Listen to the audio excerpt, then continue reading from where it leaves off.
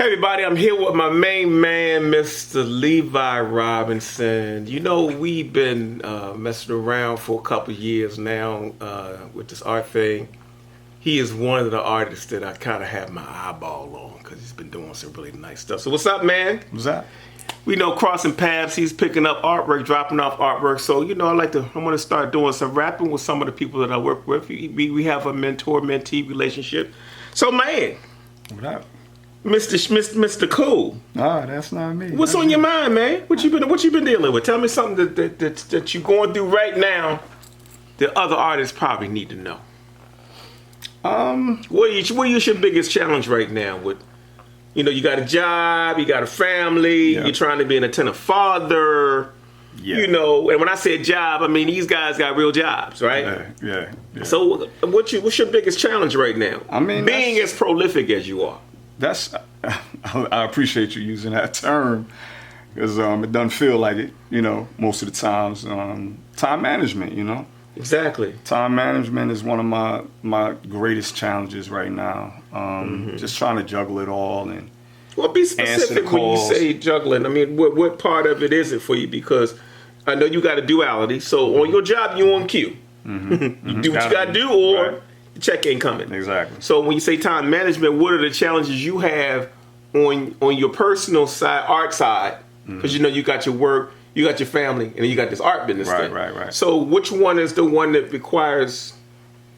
What's the biggest challenge with balancing right now? Well, you know, first having, you know, my North Star is my family, right? Everything I do is guided by. Can you say that again? My North Star is my family. See what I'm saying, y'all? See, that's something that y'all don't get to hear much. Because you see our grind, you see us showing up. We have our own personas. Male masculinity is under attack. So when you see us, you already have a preconceived notion of what you think you see.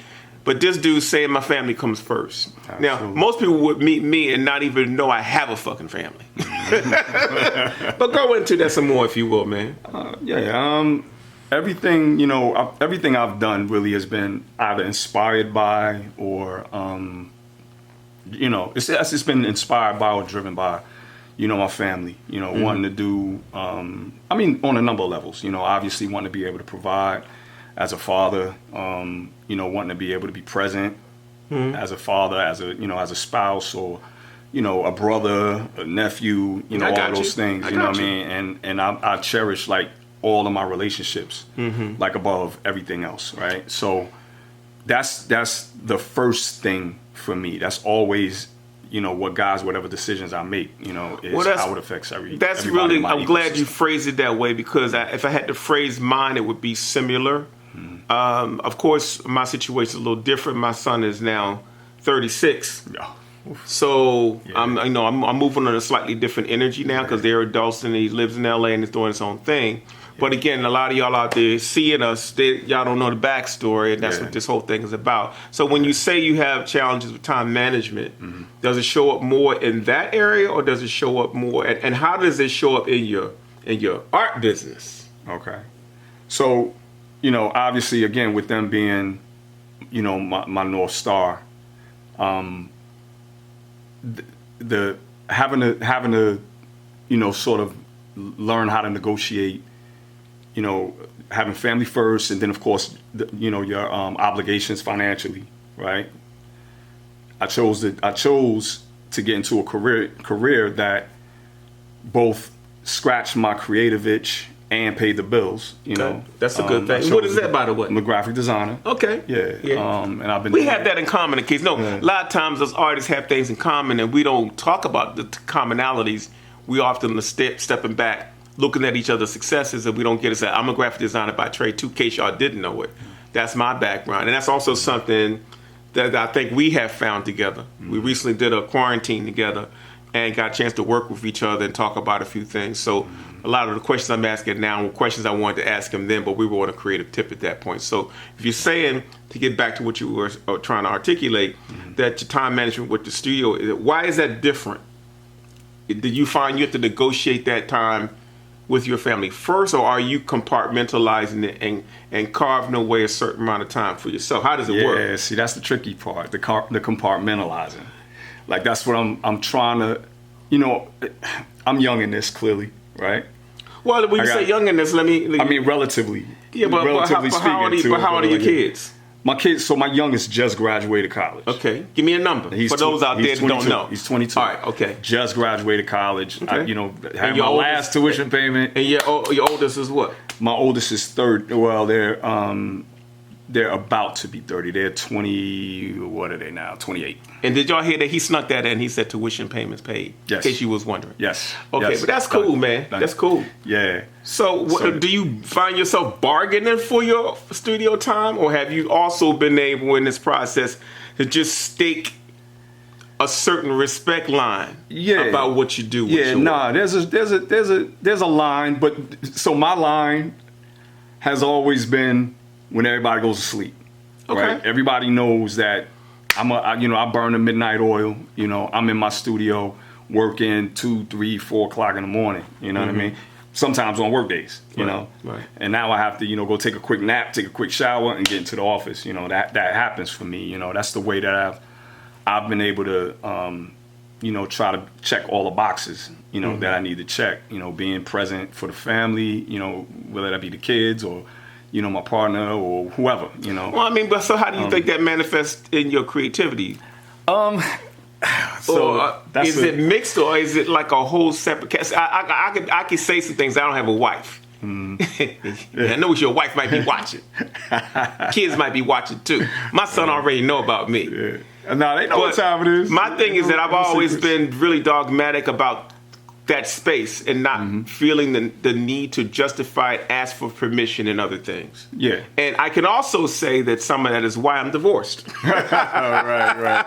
Because of that same line. I mean, there's an understanding of what I need to do, and the things that are required for me to be able to do it. They get it. They all get it. Well, off camera, we were having a small discussion about the differences in time. Like I was telling him, when I was coming through, artists were pretty much full time, and they had a job and was doing it part time, and that the job didn't allow them to do what they were doing. They couldn't get permission. They had to do it secretively. And then you were telling me, and as I was explaining to him, he represents a new breed of artists. Like they no longer have to go through that anymore. It's like you can really have both lives and not be ridiculed for it. Because most artists, when I was coming through, their biggest aspiration was to be free of their job.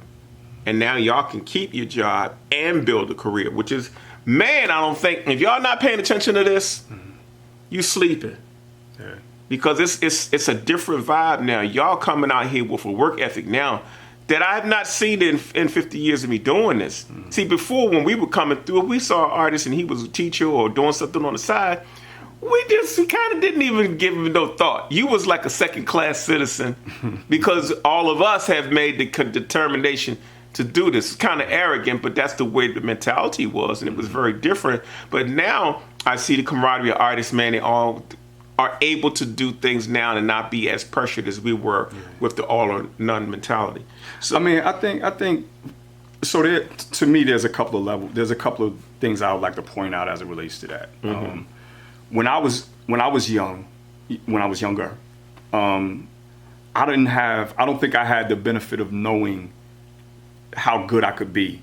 Like you guys. Do you want to disclose your age on I mean, I'm cool with it. I'm 54. Okay, yeah, so he's 54 and I'll be 64. So there's a 10-year difference. So you can kind of grasp what the conversation is right now. But go ahead, man. So I chose to go down different routes, in pursuit of just being able to, because again, family was my first priority, and so the route that I chose was more like, I'll do this, I'll paint and I'll draw on the side. I'll treat this as more of a hobby. Like I didn't really understand the business of it. I didn't really understand the income potential. I didn't understand any of that really at that time. Right. So I made a decision, based on what I felt I could do as a father and as a husband, and what that ended up, the way that it ended up positioning me was when I did decide to get serious, and seriously pursue the art, I was already sort of in that role of like being the provider and being the this and being the that. You know what I mean? So I don't think I didn't feel like I even had the luxury of being able to think like, oh no, I'm gonna just quit my job and just get at it. You know what I mean? So I think that's more, you know, the reason why I've kind of found myself in the lane that I'm in. Because, you know, now I'm thinking like retirement. I want to have, you know, a nest egg, you know, all that kind of stuff. I'm kind of, you know, in that mode. Well, try to articulate what it's like. Because, you know, with For All or None, like it's how I live. Everything relied on what I sold or did not sell. Yeah. It was a ebb and flow. It was a peak. It was valleys. It was good years, bad years, Right. good seasons, bad seasons. But now you can create a little bit of a consistency because now your artwork is supplemental income. Yeah. And you can control how much or you regulate that time and how much you want to grow that independently of what you're making for the family and for the house. Yeah. So do you find that an easy balance? No. It's still difficult. It's very difficult because what you don't know when you like start to get serious about this, you don't know how successful you might be. You Talk know? about that for a minute. Because I mean that starts tapping into the vulnerable side of who we are, the side we don't want to show people. Yeah. You know, and so what does that feel? Because I know a lot of times, like I would say to you, "Yo, man, you're doing good things," and you would look at me like, "Thanks for saying that." I'm like, saying that? You one of the baddest dudes I've been seeing around, you know? But I get it, and that's why I spend so much time mentoring artists because I learned so much from watching y'all do what you do. Right now, there's a band of artists that I'm mentoring that are really beasts. And y'all being prolific, and I say prolific, you're doing more work than some people doing this full time. And your ideas and it's showing up in your work. And you're not out here just slapping work down just to stay relevant, which is what we almost had to do. Things were moving so fast, man. We had to create to feed this big market, and now the pace is totally different. Now we can slow down and focus more on who we want to be and what kind of work we want to do, whereas y'all kind of already have that kind of worked in, trying to balance the nuances of all these different components. And so I know women that have 6 kids is doing this. I know people that have high profile jobs doing this. And so I want to try to shed more light with artists on the different ways folks provide. But talk to me about discipline. Because, you know, we talked about, you know, being a man, being a provider, and taking care of family, and everything being rooted by family. But there's another word called discipline. Yeah. So talk to me a little bit about what discipline is for you. How does it look? And is it a challenge for you? Oh, absolutely. It's definitely. I'm a creative, right? So, you know, we tend to not be as guided by the clock. Or math or whatever. Unless we're working for somebody. You know what I mean? So there's always this duality of you can do it for and I always make artists mad when I say this. You can do it for the man, right. But then when it comes to your stuff, it feels different. It feels different, yeah. Because now you have to be self-guided. In a lot of ways, like nobody's telling you like you got to get in the studio, you know, at X amount, you know, at X time and leave studio at X time, you know, right. You have to manage that. You have to self-regulate. And so what kind of grade would you give yourself, man? If you was, I mean, you don't want me grading myself. Well, no, I do. You know, the reason why I said that is that I know sometimes we're our own worst enemy. And what I'm trying to do with artists now is be transparent enough for us to be honest enough to talk about where we are. One thing I learned about my brother Ray here is that he's a perfectionist. And we have discussions often that line comes through our conversation. You know, I saw a sketchbook and I'm like, yo, man, you should be. When I see a sketchbook, every page I turn, it was cha-ching, cha-ching, and he's like, well, no, these are things that or he has some. Sure he has some, like yeah, that's how he sound, y'all. Don't be tripping. That's how he sound to me, right? So he'll show me. He showed me his digital stuff. Now I had seen his paintings before I saw his digital. When I saw his digital, I didn't really know it was him.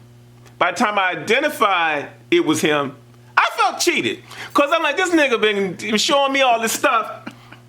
And so I say to him, yo, man, talk to me a little bit about what you're doing. And he was like, well, you know, that's a little secret thing. I got something I do on the side, you know, this, that. I'm like, bruh, that's called prolific when you can press as many things as you want. And that's also a byproduct of being a graphic designer. Yeah, absolutely.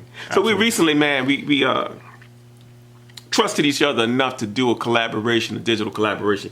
Talk to me a little bit about that prospect, how you felt, because I have my own position, but you look at me differently than I look at you. So how did it feel when I said, hey, let's do a collab? Listen, I was terrified. Absolutely terrified. But why were you terrified? Because, I mean, you know, it's Poncho. You know what I mean? So I'm like, you know, I was terrified, you know. I didn't know where to start. I didn't know where to, you know, it was crazy. It was crazy. Yeah, so I think ultimately what happened is I started it off by saying I wanted them to be big. I wanted them to grab people in the nuts. I don't want to do no pretty pictures like we've been associated with. I want to do something that's real visceral, that this whole male masculinity thing and this whole oppression and black man's existence thing, I think is something that's not challenged enough. And so that's what we started with. And man, what'd you think about the outcome? I mean, it was powerful. I thought it was powerful too. If y'all haven't seen it, look up Manacled online. It's on my website. It's on his website. We both sold the original to it almost immediately. We won't divulge the collective, but they know who they are. But it's just an example of us trying new things, pressing the envelope, trying to be vulnerable, explaining to each other some of the pitfalls that we have, having some of those things dispelled. And I hope that for you, I've been an accountability partner where I can say, you look, Levi, get out of your head. Yeah. You know, I'm not trying to change anybody when I mentor. I know his perfection. Thank God made him that way. But my job is to really look at him and go, okay, let's make sure this is just not you placing obstacles in between obstacles, because you're already going to have those. And man, I've been watching you lately, man. You seem to be fueled, man. What's fueling you now? I mean, you know, I think our session, you know, was a huge breakthrough for me. In case you don't know, I had a quarantine earlier this year where I invited artists to work with me for 12-hour sessions, and Levi took the time to do it, and so he's making reference to that. So tell me a little bit about what that was like. Were you as intimidated about that as you were about us doing? Oh my God. Yeah, you were a little naked. Even more so. Yeah, because I had no idea. I had no idea what to expect. You know? And he just, you know, he starts putting paper down in front of me. And I'm like, hold up. What are we doing? Yeah, so that was crazy. What'd you get from it? Oh man, I got release. You know, in a lot of ways. When you say release, if you can try to break it down a little bit for them to understand what you mean. Well, I think when you start getting serious about pursuing art, right, and you start, you know, showing your work to the outside world and all that kind of stuff, there's a lot of I think pressure that comes along with that, and you feel like you have to be perfect. You know what I mean? You have to present yourself. You know, you have to always kind of just put your best foot forward, and that's not to say that that's not true. But what I'm saying is, I think it has the ability to sort of stifle like the fluidness and the creativity. It doesn't allow the creativity to come to flow, right? Because you find yourself gatekeeping. That's a great word. Yeah, and I like to use the phrase perfectly imperfect. Yeah, there's a balance between those two things where a lot of mastery and magic happen. Yeah, you know absolutely. I mean? So you was intimidated when you came in. What you feel like after it was over? Oh, it was like I said, it was liberating. You know, once we started flowing. You know, and I did something and you was like, oh shit, I like that. You know what I mean? And you throw something back at me and I'm like, oh. I look at it, I'm like, okay, I know what to do, you know? Exactly. And once we started doing that little dance, you know, now it's just rhythm. Right. You know, it just turned into music, it turned into song. And 12 hours went real fast. 12 hours went real fast. Yeah. But when I came out of that, because we did, that's the other thing. He said, we're not going to spend, we're going to go, you know, me, you, done. And that's it. Like, there ain't no coming back to it. You know, we're going to let go. We're going to let this come through us and then we're going to let it go. Sign it. And this is pass it on. I never worked like that. You know what I mean? So when I left out of here, that just kind of gave me a different. Well, do you think the pieces we did suffered because of that? I don't. I think they were perfectly what they were supposed to be. You know, and that's, you know, the perfect imperfections. There you go. know? And I think that's something that, once you learn how to tap into that, and once you, I guess when you hone it, I think that's when like your personality like really starts to come through the work. Right. And I think another thing happens too is that sometimes artists don't realize the things they have in common. Yeah. And I think that working with him and working with you, I learned that we have a lot in common. The way we draw, we use tone similarly, we have really organic composition skills. There's some things that we both attracted to that show up in our works. But our works are very different, but it's sometimes at some point to grow, you got to find the commonality. And so I want to thank you for taking the time to not only do the quarantine with me and the collaborations with me, but, every now and then I get mentees they go against the grain and don't utilize the relationship in order to move things forward where it's a mutual benefit, because I learn from my mentees as much as they learn from me. This guy right here is by the book. He's one of my favorites. Hey, look, don't tell nobody. He's one of my favorites of the book because what you see is what you get. Very cool, laid back. He's introspective. He's always thinking. I think we make a good balance, but he's a representation of where I think artists should be. And so, man, thanks for sharing this. I know you was nervous. You was nervous doing this too, wasn't you? Yeah, I didn't know where this is going either. Like I might turn the camera on and start roasting, right? But hey, y'all, we're going to be doing more conversations like this. This is my man, Levi Robinson. He's the man, the myth, the legend. If you don't see his work, tell them where they can see your work. I'm on Instagram at Levi Robinson without the vowels on the last name. My website is levirobinson.net. And you know where to find me, LarryPonchoBrown.net. I also have a series on YouTube called Poncho Knows. If you get a chance, check that out. We got about 87 episodes on different topics that I'm sure could help most artists. But don't be fooled. I did this for us, artists of color. Check it out. Peace. Peace.